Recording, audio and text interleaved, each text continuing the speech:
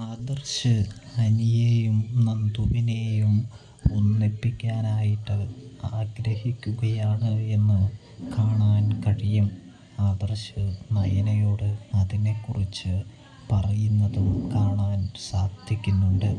അതായത് അനി മനസ്സിൽ വിചാരിച്ചിരിക്കുന്നത് നന്ദുവിനെ വിവാഹം കഴിക്കാൻ കഴിയുമെന്നാണ്.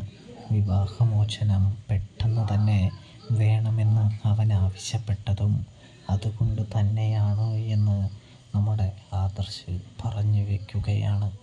പക്ഷേ വലിയൊരു പ്രതിസന്ധിയിലൂടെയാണ് അവനിപ്പോൾ കടന്നു പോയിക്കൊണ്ടിരിക്കുന്നത്.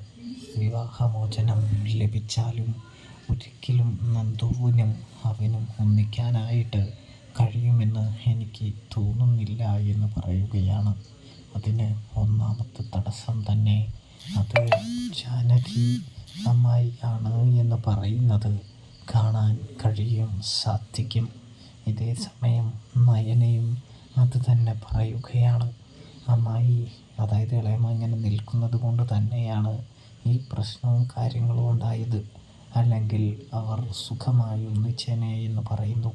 ഇവിടെ വിവാഹമോചനം ലഭിച്ച് കഴിഞ്ഞതിന് ശേഷം അനി അനന്തപുരിയിൽ വന്ന് ആ സന്തോഷ വാർത്ത പറയുകയാണ് എന്നും കാണാൻ സാധിക്കും.